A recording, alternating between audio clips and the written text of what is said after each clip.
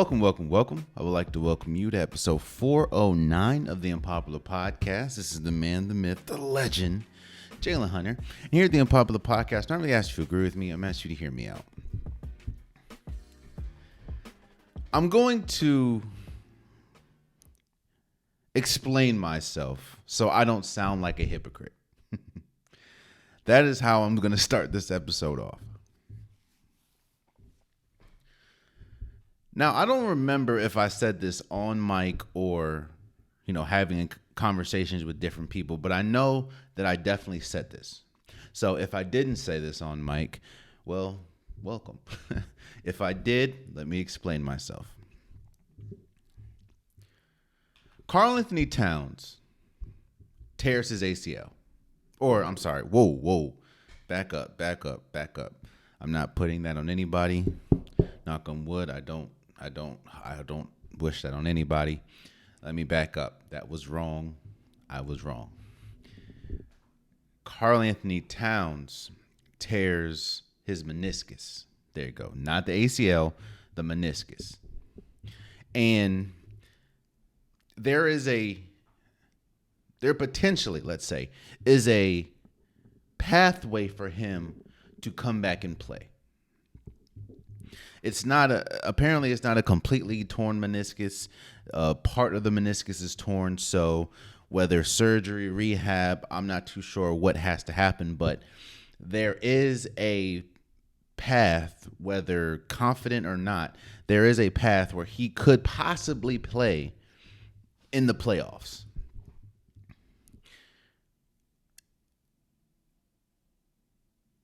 Joel Embiid pretty much suffered the same injury. Joel Embiid, who was the leading candidate for the MVP, who was obviously the best player on the 76ers and gave them the best shot to advance in the playoffs and to potentially play for an NBA championship, that Joel Embiid suffered pretty much the same injury as Karl Anthony Towns. Now, obviously, the difference is this Karl Anthony Towns one just happened. The Joel Embiid one happened a couple weeks ago. And the reason why I started this episode saying that I didn't want to come off as a hypocrite and I'm going to explain myself is, again, I'm not 100% sure if I said it on the podcast, but I know that I for sure said it either, again, on the podcast, talking to friends, talking to people outside the podcast. But I shared the sentiment that I don't think Joel Embiid should come back this year. I think he should, with him tearing the meniscus, I think he should just, even if there is a hope to come back, I think he should just shut it down this year. And I don't feel the same way for Karl Anthony Towns. Let me explain. You see, not only am I looking at the history of both players, but I'm looking at the current circumstances for both players. While Karl Anthony Towns has been injured in his career, he doesn't have an extensive history of injury that Joel Embiid does. And while, yes, Karl Anthony Towns is a bigger human being, he is not as big as Joel Embiid is. Remember, Joel Embiid came into the NBA with injury history. In fact, I believe he missed his first season due to injury.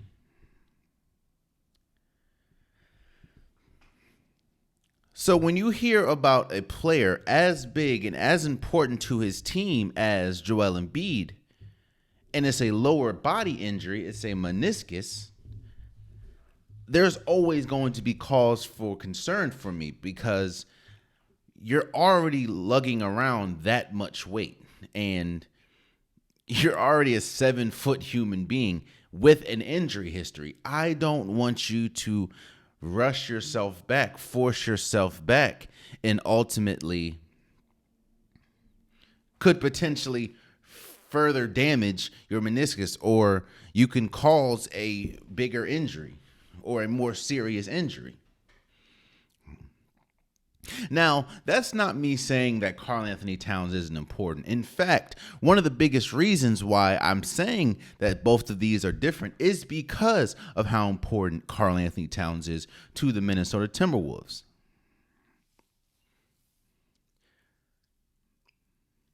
When Joel Embiid injured tore his meniscus, I said,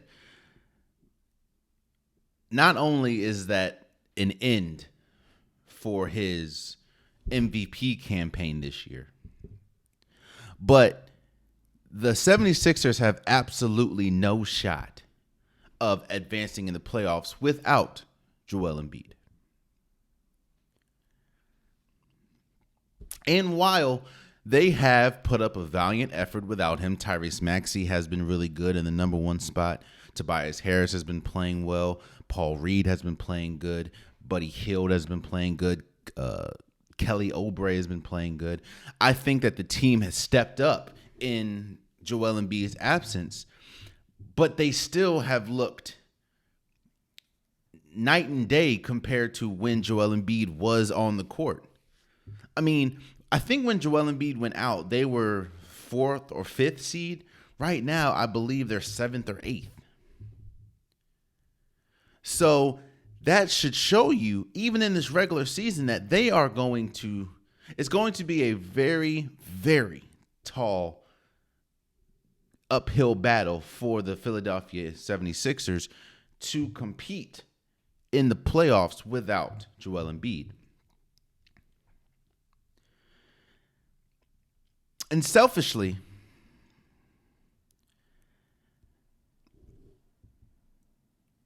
I don't want to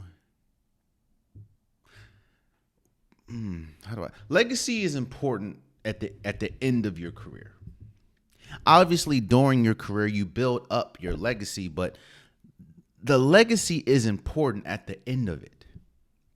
And the last thing that I want to do, and the last thing that I think Joel Embiid wants and Joel Embiid's camp wants, and honestly the 76ers want, is Joel Embiid to rush himself back, play in the playoffs, and get bounced out the first or second round. Seeing as though he has never been to the conference finals. That's just going to be yet another blemish. And not only do I think he's going to come back not in shape, and I'm not saying like a fat thing, I'm saying the only way you can get in basketball shape is to play basketball. And for someone that has a meniscus tear, that's probably not even doing much walking right now, I doubt he is in basketball shape. Not saying he can't walk, but I'm sure he's not doing full 5-on-5 drills. That wouldn't be smart, in my opinion, if you're doing that. That is Joel Embiid. Again, I don't think with the current state that Joel Embiid would be in if he came back to the team, I don't think that the 76ers have a shot of advancing. So not only do you lose your shot of winning an MVP because you've missed the so much time that you do not hit that threshold with the new NBA PA and the NBA has agreed to. You're not getting the MVP. You're not getting a pay bonus because you won an MVP. And to me, you have no shot of advancing in the playoffs. So I just don't feel like this is the smartest decision for himself to come back this year. I said all that to say, and why people could possibly look at me as a hypocrite in this sense, I feel the complete opposite for Karl Anthony Towns.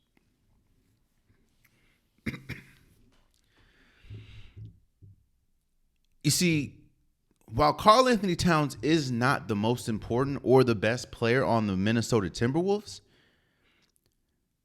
best and believe the Minnesota Timberwolves cannot advance or will not advance in the playoffs if Karl Anthony Towns is not there. Not only are you losing a perennial scorer, but you're losing your second best player. And to put that into perspective, Anthony Edwards is great. There's obviously debate that Anthony Edwards could possibly be the face of the league when obviously, 4, 5, 6 years from now. Yet and still, Karl Anthony Towns is the one that had 62 or 63 points this year in a game. Albeit they lost, but still.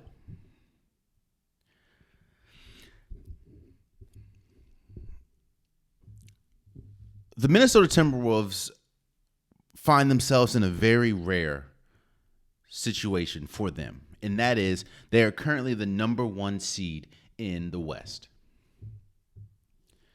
And they have earned the number 1 seed in the West. Again, contrast to the 76ers. The 76ers with Joel Embiid was, I think, the 4th or 5th seed. Currently, as we speak, the Minnesota Timberwolves are the number 1 seed in the West.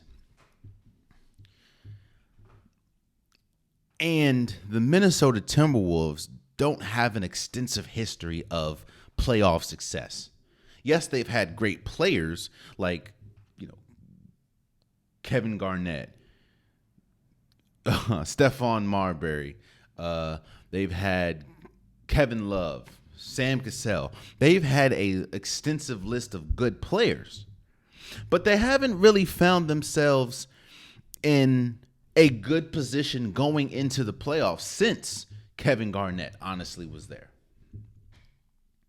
And again, remember, I don't care how good Anthony Edwards is, and this is honestly no slight to him, but even with him being the best player, there is no shot of them advancing in the playoffs without Karl Anthony Towns.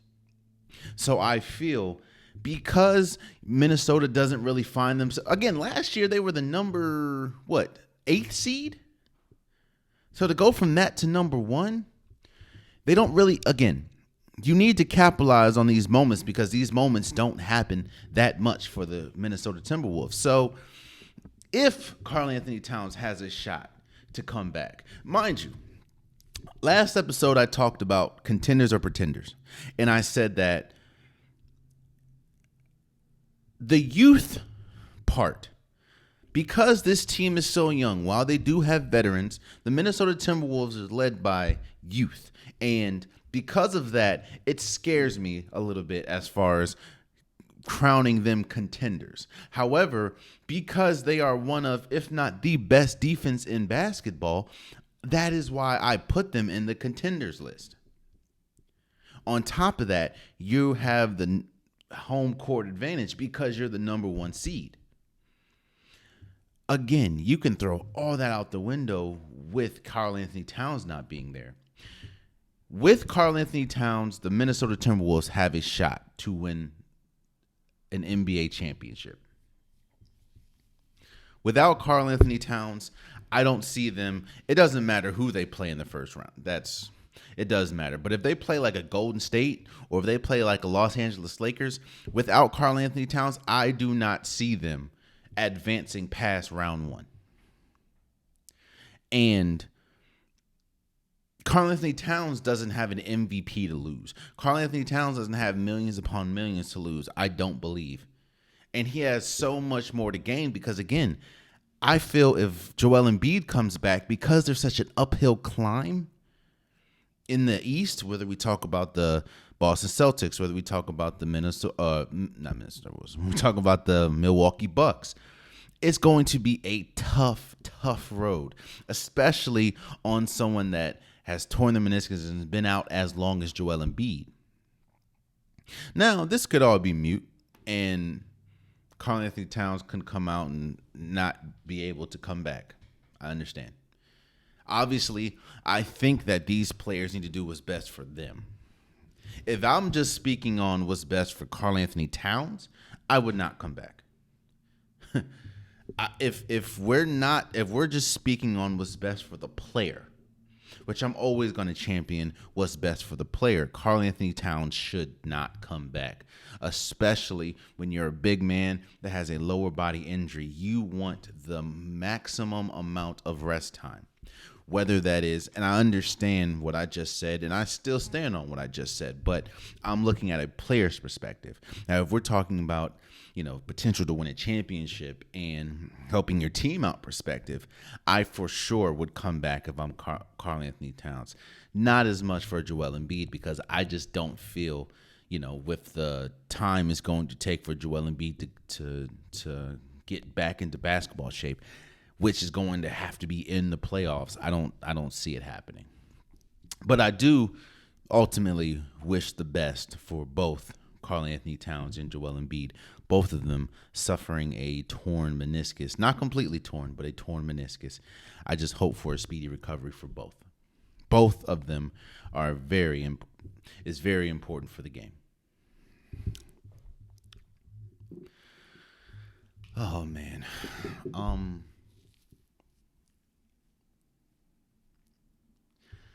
Staying on the injury tip,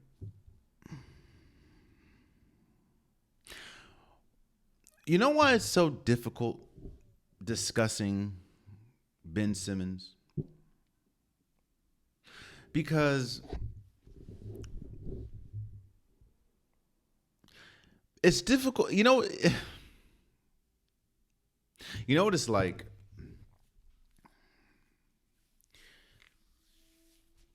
You ever had when you were younger maybe, or even older, Christmas. And on Christmas, your mom, your dad, your parent, your guardian would have a bunch of stuff under the Christmas tree. And one box would not be wrapped, maybe because they ran out of wrapping paper, or maybe because it was just too big to wrap, and it was like a bike. Right? And when Christmas came, obviously you got the bike, but what they said was you can only ride the bike on Mondays.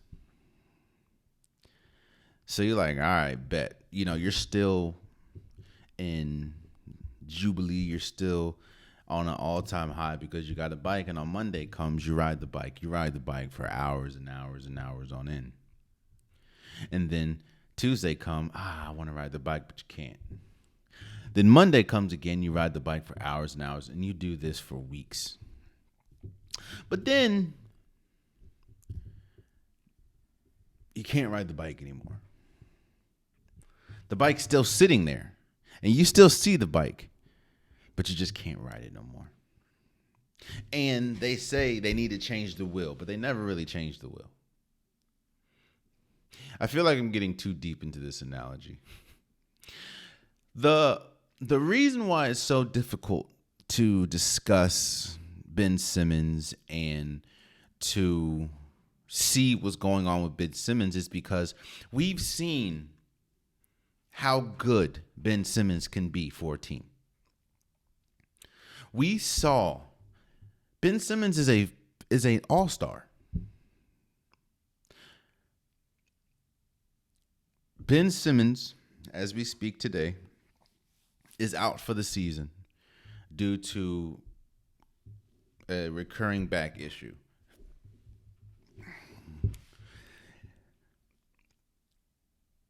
And I think that he's going to get, outside help and outside look to see. Apparently, it possibly can be a nerve situation. And if it is a nerve situation, I don't wish this upon anyone, especially if they don't want it to be, but if it is a nerve situation, there's a good chance that Ben Simmons could possibly not be able to play basketball anymore. Because once you have nerve damage, I think it's almost impossible to get it back.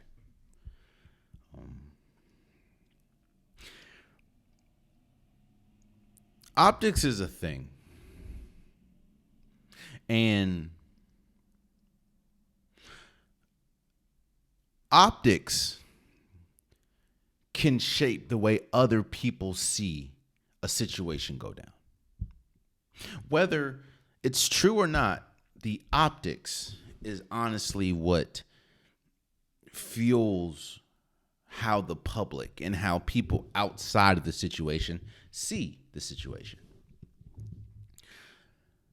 People probably remember that I was kind of harsh and I was kind of blunt, just talking about Ben Simmons' situation when he was with the 76ers and how, how volatile it got at the end. And then him not only getting traded to the Brooklyn Nets, but then I believe suing the 76ers for, payment. And even going with all this, he was still suffering from injuries in Brooklyn. And I came on here and was very adamant with saying that I didn't believe Ben Simmons because of the optics. Ben Simmons, while he's had his great moments in Philly, and he was I think a multiple time All-Star, there's always been, ever since that fateful game in the playoffs against the Atlanta Hawks, and Ben Simmons would have potentially won the game if you just laid the ball up over a much smaller defender in Trae Young. He obviously didn't do that. The media killed him. His teammates weren't really supportive of him towards the media. His coach, who was Doc Rivers at the time, wasn't supportive of him. And that, to me, ruined any chance of Ben Simmons honestly returning to the Philadelphia 76ers. And it feels like, as I sit here today, and as we've seen what has transpired since, it kind of feels like that situation broke Ben Simmons as a basketball player, because we haven't seen, I think the stat is, in 3 years, Ben Simmons has only played in 57 games, I believe. And still has collected over $106 million.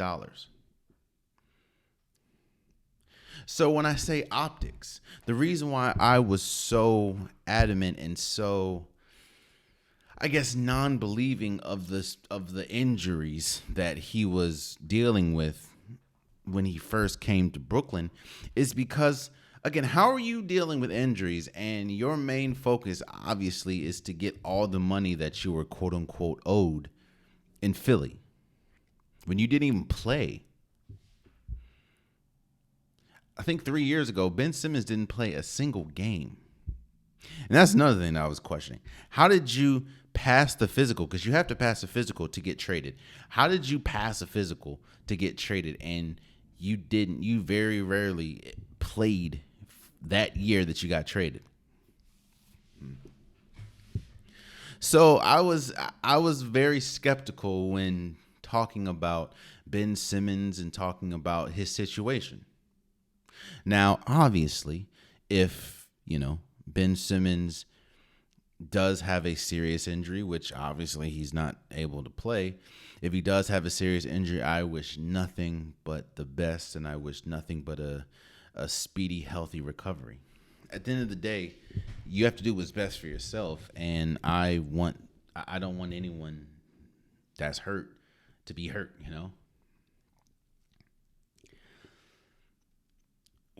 But one thing that I'm wrestling with is I don't think we've ever seen a situation like Ben Simmons. We've seen players like Greg Oden. We know how good Greg Oden could be. He just could not get over the injury bug. I believe that's why I don't want to call Greg Oden a bust, because he didn't put himself in the situations that ultimately led to the end of his career. It was literally he could not escape injury. Same thing with Brandon Roy, same team, the Portland Trail Blazers. Obviously, we've seen Brandon Roy in much higher heights than Greg Oden, but ultimately, Brandon Roy's career came to an end early because of injury. So, in those instances, I understand it wasn't as much as what they did, as much as they just could not get over the injury bug. It's hard for me to put Ben Simmons in that situation because of the optics. The optics look like Ben Simmons hasn't really cared about basketball for a majority of his career.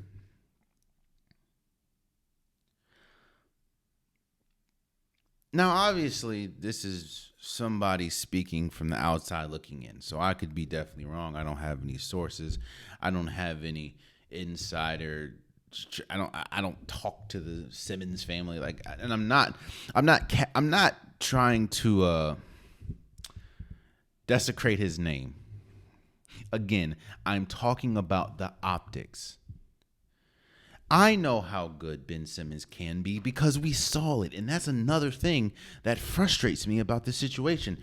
We've seen how good Ben Simmons. Remember, there was a good time when we were debating if Golden State should trade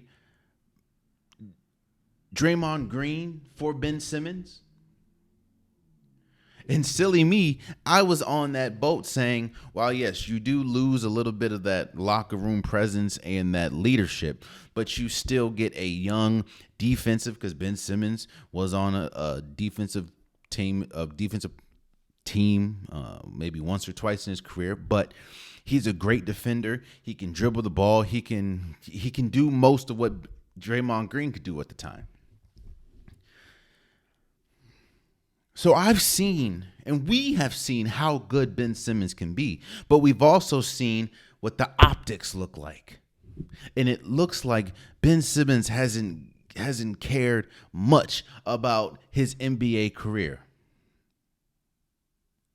Now, again, I could be wrong. Ben Simmons I don't know. It just doesn't seem like I'm wrong. And I'm not saying that, and that's another thing that kind of makes this situation a little bit worse than it is.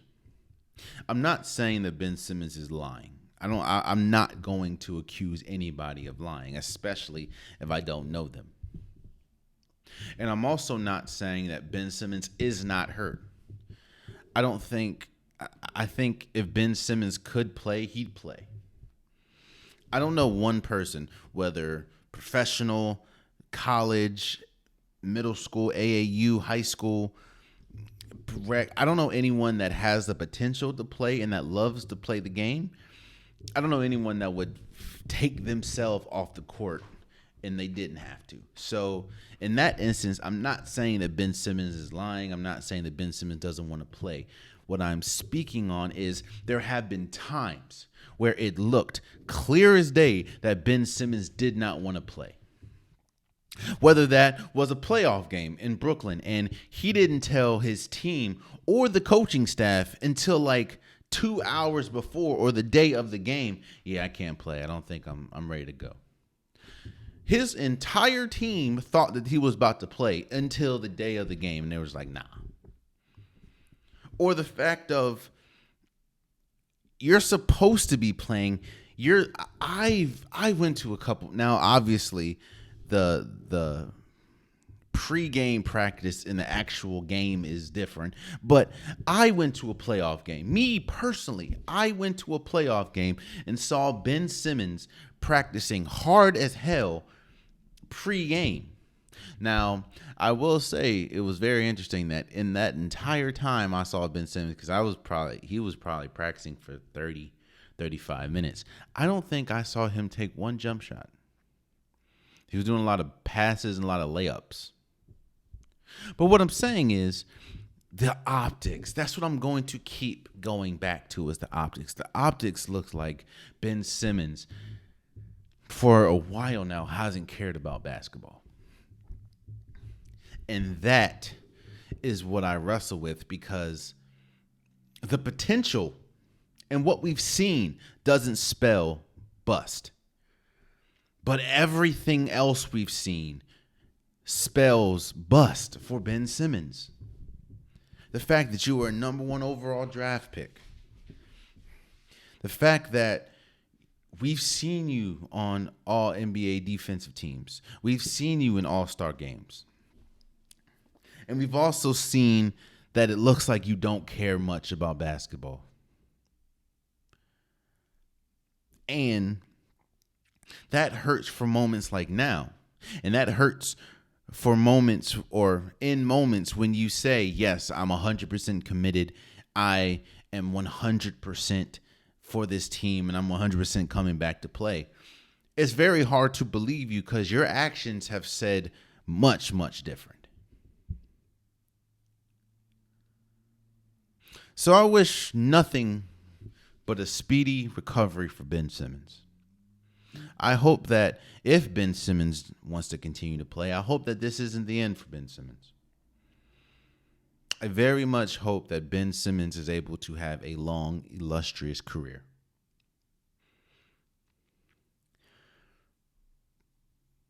But when we talk about the optics, for a while now, it doesn't look like Ben Simmons has cared about basketball. Or I'll say this, basketball, while it is his number 1 job and he gets paid handsomely for it, he doesn't get paid for his job because he hasn't played. Again, he's played, I think the stat is in 3 years, he's played 57 games. And to put that into perspective, one NBA season is 82 games. Regular season. So, get well soon, Ben Simmons.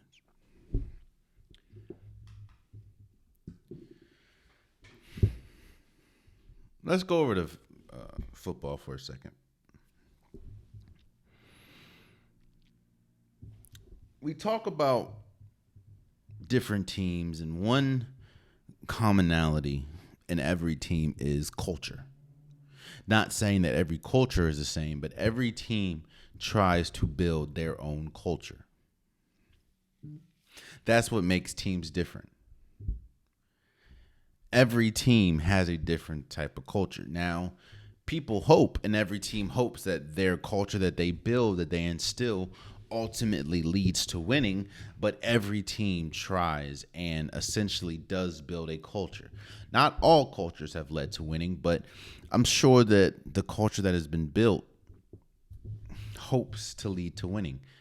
Some of it is a losing culture. That just is what it is. When you look at the history of a team, if there is a long-standing history of losing, there is a losing culture. Every team operates differently. Now, yes, obviously there are some similarities in, your day-to-day as a athlete, as a organization, but every team is run differently because there's different people, different owners, different GMs, different players, different coaches, different coaching staffs. Obviously, since there's differences, there's going to be differences in how organizations are run on a day-to-day basis. Not saying that one organization is better than the other, not saying that one organization is wrong and another organization is right. All I'm saying is there's going to be obvious differences in how things are done. Dalton Schultz, who is a NFL tight end, he just signed a contract extension with the Houston Texans. He was formerly a tight end, or the tight end, for the Dallas Cowboys. And he was on the Pat McAfee show. Shouts out to Pat McAfee and what he has going on. He was on the Pat McAfee show talking about the culture and talking about the day-to-day as a Dallas Cowboy compared to the day-to-day as a Houston Texan. Now, obviously, I don't own the footage. I don't own the conversation, so I'll give you the spark notes, if I will. He was pretty much saying that there is a night and day difference between how the Houston Texans are run and how the Dallas Cowboys are run. And he said it's, quote, like a zoo in Dallas, whether you have, tours going in and out while the players are there and while the players are working out. You have people tapping on the glass while you're trying to get a set in the gym. You have, Jerry Jones and the media is always in Dallas, and it's just a spectacle is pretty much what he said on an everyday basis. And how that is much different from Houston. Houston obviously is not like that. It's not as global as the Dallas Cowboys. And he pretty much said that it's night and day different from the Houston Texans organization, the Dallas Cowboys. Let me first dispel something.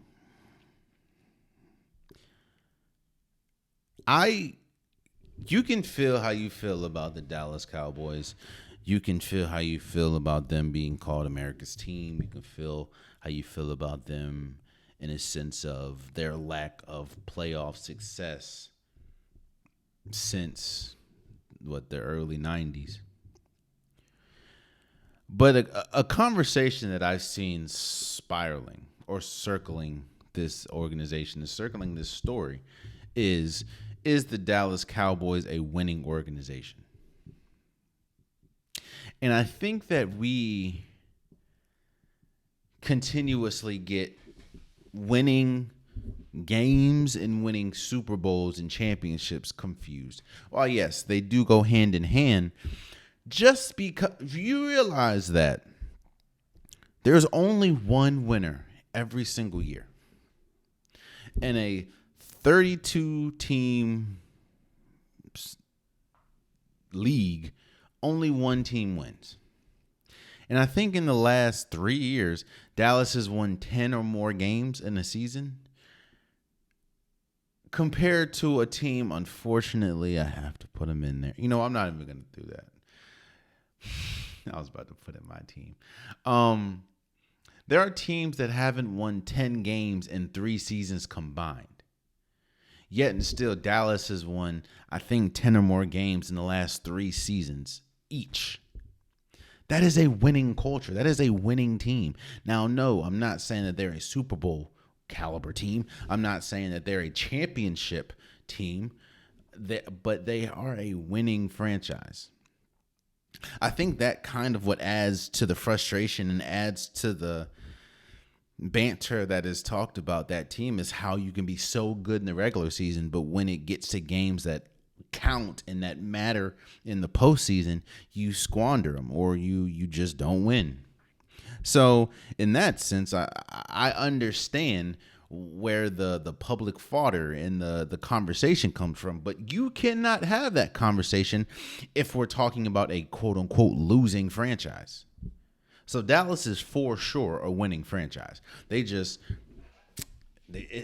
winning kind of fades when it matters the most, and that's in the playoffs. But to go back to what Dalton Schultz said,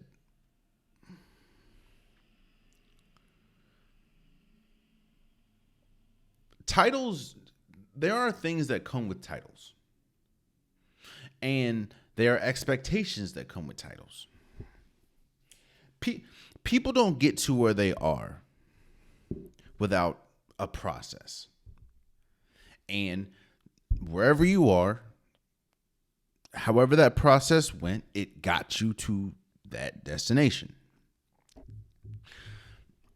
Outside of obviously championships, there's a reason why Dallas is considered quote unquote America's team. I'm not saying Dalton Schultz is wrong for what he's saying. I'm not saying that he is even bashing the Dallas Cowboys. What he's saying is there's a difference, and that is true. I'm almost sure the Houston Texans cannot run the same way that the Dallas Cowboys, because of the money that's involved, because of the cachet that comes with being a Dallas Cowboy. Now, I'm not saying that obviously that doesn't affect winning and losing on the field as far as the regular season, but yeah, I wouldn't expect the Dallas Cowboys to be run the same exact way the New York Giants are run. The Dallas Cowboys make too much money for the league, for themselves, to run the same way the New York Jets are run. And that's no offense to the Giants or Jets, but they obviously, if there's one team that I would think has public tours every single day, I would think it's the Dallas Cowboys. If there's one team that I would think doesn't really have much privacy as far as the weight room and your day-to-day process, I would think it's the Dallas Cowboys, seeing as though they're one of the most profitable organizations in the world. Every time that whole team worth or team, how much your team is worth diagram comes out year after year, Dallas is usually amongst one of those top teams every single year. You can feel how you feel. I, obviously, being a Washington fan, I feel how I feel about Dallas. But one thing that I cannot disrespect is there a player's acumen or Jerry Jones as a businessman. He may be a spotty GM, but a businessman, he's spot on. So this isn't me bashing Dallas. This isn't me bashing Dalton Schultz. This isn't me like saying, duh. Like, I'm not saying that. But him shining light on the fact, I don't understand why there's so much people talking about this is why they don't win the playoffs. This is why they can't win that. No. Even with all of that, they're still winning 10-plus games. They can't win the playoffs because they just collapse. It ain't got nothing to do with people walking around the facility doing tours. That's honestly how they get their money.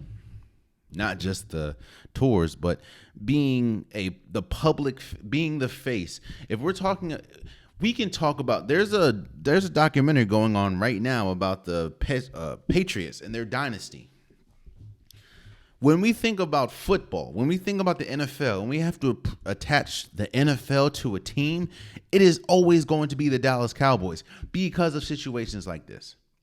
I put money, a losing organization we wouldn't attribute that to them.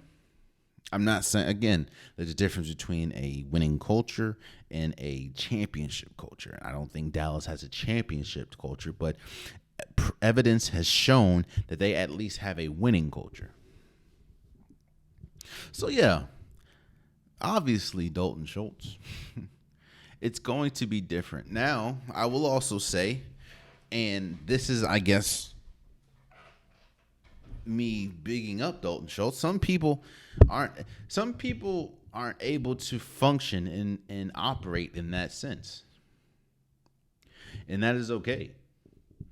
It doesn't mean you're less of a player or you're less of a coach. It just means some players are unable to focus and give a 100% when they have so many eyes on them and when they're in that quote unquote situation. That doesn't mean they're a bad player. I mean, obviously Dalton Schultz is a really good tight end. It's kind of like the LeBron effect. Or let me take it off LeBron. It's kind of like the Lakers effect. In fact, it is the exact same thing as the Lakers effect. There are some players, and you see this a lot. There are some players that are incredible players or incredible shooters until they get to the Lakers or until they play with LeBron James. Then their shooting percentage just goes down incredibly. Probably because there's a different level of pressure being a Dallas Cowboy, being a LA Laker, than there is another team like the Houston Texans or like the Houston Rockets. No offense to those organizations, but there is a different type of pressure. There's a different type of stigma that's on you when you play for those type of teams. So I would expect them. I expect the LA Lakers to probably run their practices and run their organization a little closer to how Dallas runs their organization compared to a team like the Washington Wizards, you know? So I guess this is me saying, when Dalton Schultz was talking about how Dallas is run, I wasn't like, there wasn't a part of me like, no. I was like, yeah, well, if there's any organization that I would think does that, it would be Dallas. So, yeah, let's move forward.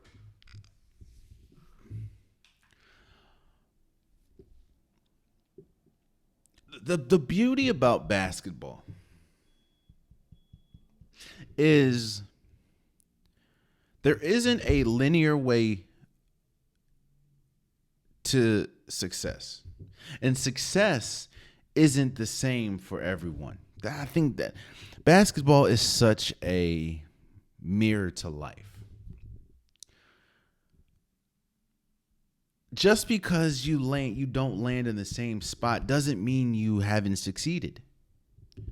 And success looks drastically different for different people. You don't have to go the LeBron James route. You don't have to go the Steph Curry route. You don't have to go the Kevin Durant route. You don't even have to be able to get to that route. Doesn't mean that you haven't succeeded. I'm highlighting Mike James for becoming the all-time leading scorer in EuroLeague basketball history.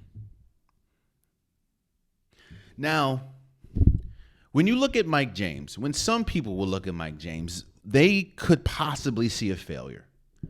They can see a player that had a really good college career, yet couldn't really find a landing spot or a sticking spot in the NBA. And to his credit, he kept trying. He did the G League route. He kept trying to get on an NBA team. It just wasn't working out for him. And I'm not saying that he can't go to an NBA team, but he wasn't finding the success that he was looking for on an NBA team. So he went to the Euro Leagues. And obviously there is a difference in talent level with the Euro Leagues and NBA, but that's still a basketball league. You're still getting paid to do what you love to do, which is play basketball. Hell, if I can dedicate myself to working out as much as I'm supposed to play basketball, I would do it. I would have no problem going. I would love to experience that. I'm good enough to play overseas. Maybe not in, the A League, B League, but I'm good enough to play overseas. I know that about myself. I just don't have the time to dedicate my body, dedicate my time, dedicate my being to playing basketball, which you have to do, whether you're in the NBA or overseas. It is a legit lifestyle. And Mike James realized this whole NBA thing isn't really working out as much. And I'm not saying that door is closed, but let me be the best that I can be overseas, and we'll see where that takes me. Well, now Mike James is in the history books, in basketball history books, as the leading scorer in EuroLeague history. Mind you, he plays on the same team as Kemba Walker. Think about that. The same Kemba Walker that led UConn to a national championship, the same Kemba Walker that was giving people buckets as a Charlotte Hornet and multiple teams in the league, he is on the same roster as Kemba Walker. And not only is he the all-time leading scorer for EuroLeague history, or in EuroLeague history,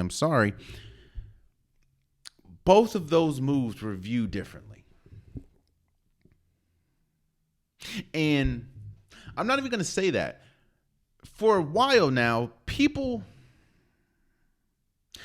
the viewpoint of it and the way that it's looked at is starting to change. But people looked at not really succeeding in the NBA and having to go to Euros as a failure.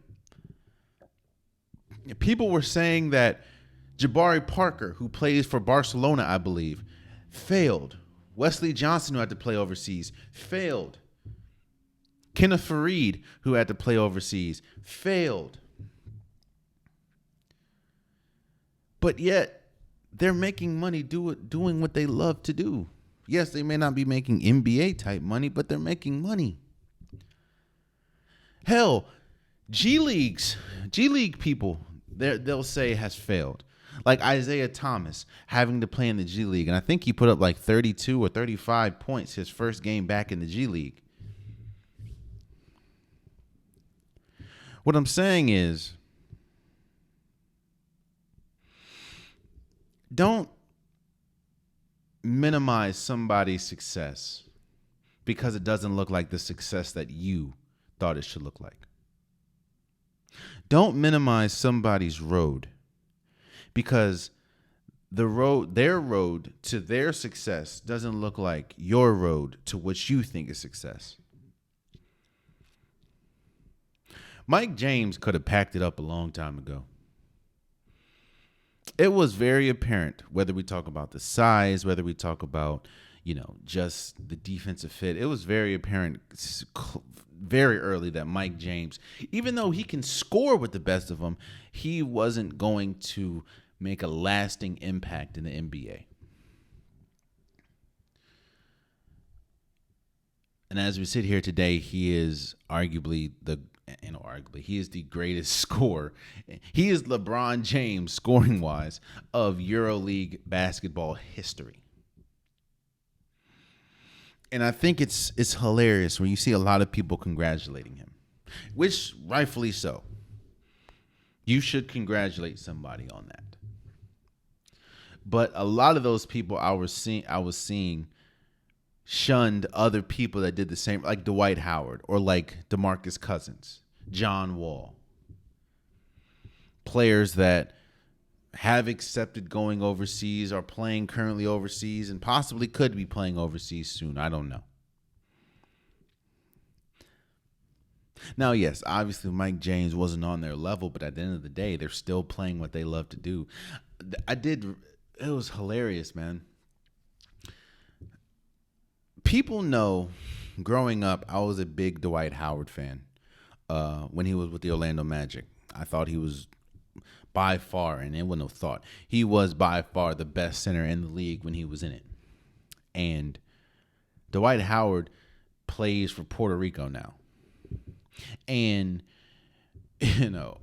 people are talking about how Dwight Howard needs to hang it up because he's not on an NBA team, or he can't make an NBA team now, or he's not good enough to be on an NBA team, even if he wants to be on an NBA team. I don't see a lot of people talking about the fact of, as of this year, Dwight Howard, who was drafted in 2004, has been playing basketball for 20 years. Not saying he's been playing NBA basketball, but he's been playing basketball for 20 years. No one really is congratulating him on that. They're pretty much saying, hey, bro, chalk it up. Or Isaiah Thomas.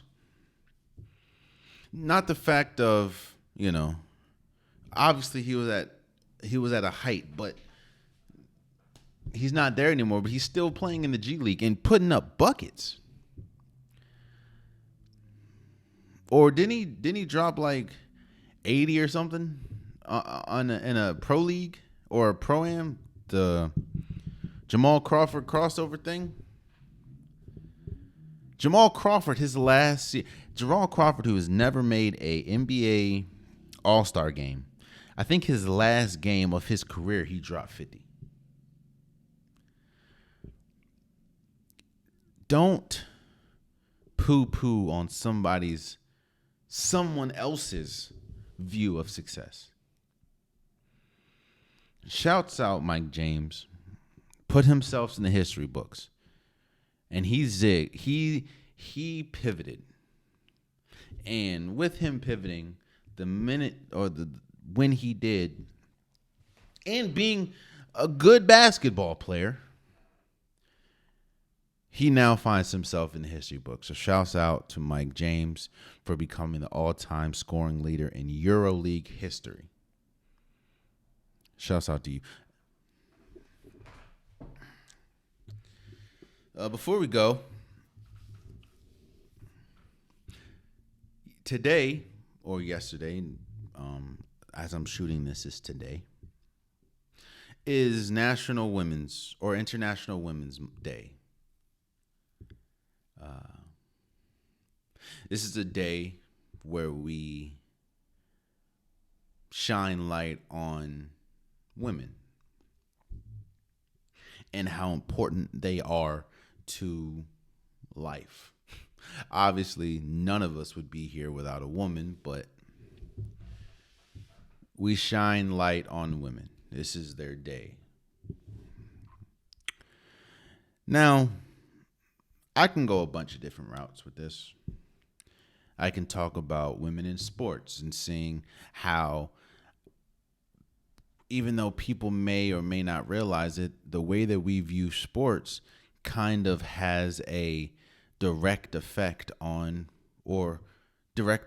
how women affect sports, and how we're seeing a rise in college basketball. A lot of the popularity in college basketball now, or at least right now, is stemming from a woman, which is Caitlin Clark. We just saw the Vegas Aces selling out their, I think, entire season. We see ticket prices for the Indiana Fever going up because they're potentially going to get Caitlin Clark, and rightfully so. We can talk about the people that cover the game and how astute and how hardworking they are and how poignant they are. I've learned more about football from Amina Kynes than I can learn from a lot of NFL analysts.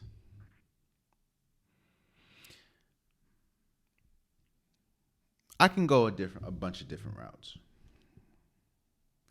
But for International Women's Day, or National Women's Day, whatever you want to call it, I want to focus on the women in my life. We all know the story. My story growing up isn't different from many other people in my position. It wasn't the easiest. I was raised by a single mother, Stephanie Bryan, and it was tough, you know. Money wasn't always there. We were homeless for a couple times. We were homeless a couple times. We had to stay on people's couches and people's floors. As unfortunate as it is, my story isn't much different from a lot of people's story on growing up with a single parent. And on top of that, growing up with a single parent and having a younger sister.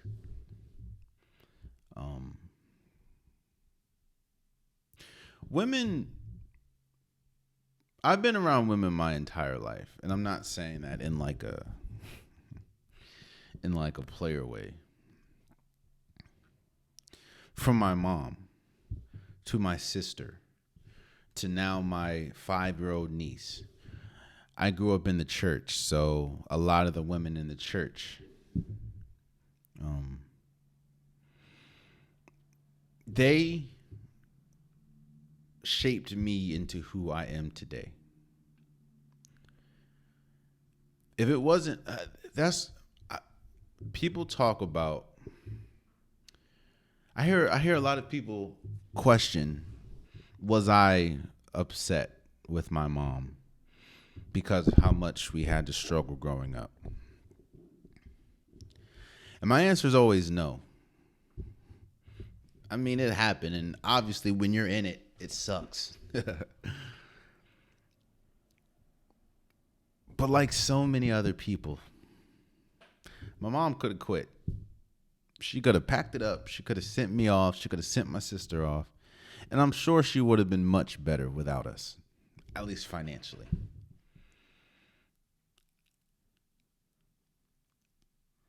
I'm sure it was a man. I'm sure there was times when she was just thinking, if I didn't have Jalen or if I didn't have Bailey, who was my sister, things would be much easier. But she didn't. She stuck it out. And I am who I am today because I had the strongest mom anyone can ask for. When I think about National Women's Day, I think about the fact that if it wasn't for some strong women in my life, whether that's my mother, whether that's my sister, whether that's my girl Brittany, I don't know where I'd be. See, it's not just a sports thing for me. When you hear me talk every single episode, you hear them. You know, you hear a son that looks up to his mom. You hear a brother that is proud of his sister. You hear an uncle that is so happy seeing his niece grow up and become a young girl and become her own person.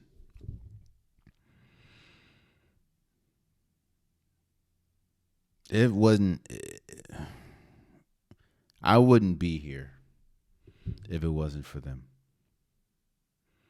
If it wasn't for every single woman that poured just an ounce of love into me. Especially someone that needed it. Because I for damn sure needed it.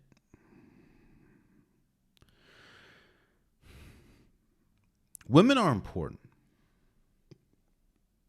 Everyone's important, but women are important. And as unfortunate as it is, I don't see the respect, the love, the gentleness a lot of times that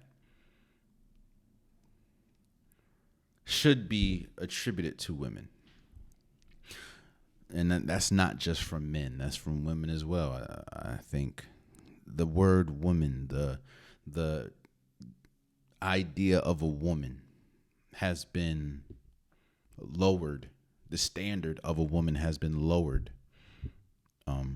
these days. That doesn't mean that you have to go with the crowd. That just means that that's what it feels like. So while I could go the sports route and talk, since this is a sports podcast, and talk about all the important women in sports, and if you looked at every single cover so far in March and moving forward in March, every single cover is going to highlight a woman in sports. I wanted to take this time to highlight the women that have been most important to me and the women that have shaped who Jalen Demetrius Hunter is. So shouts out to them. Love you all. I thank you all. Because there were so many times when you could have gave up on me. And trust me, I know I wasn't the easiest to love. I wasn't the easiest to deal with. I was a curious kid. I still am curious to a sense, but I was a curious kid, so I would just do some head-scratching things, man. But I thank you all for being who you guys are, because who you guys are is essentially why I am who I am. Happy Women's Day. And there you have it. That's been today's episode of the Unpopular Podcast. I truly, truly appreciate you guys. If you want an Unpopular Podcast shirt, hoodie, sweater, long sleeve joggers, the link is in the description below. I have multiple different colors, multiple different designs. Get your Unpopular Podcast merch today. Also, please subscribe to wherever you're listening. Please subscribe to wherever you're watching. If you are watching on YouTube, please subscribe to the YouTube channel. I'm trying to get as many subscribers as possible.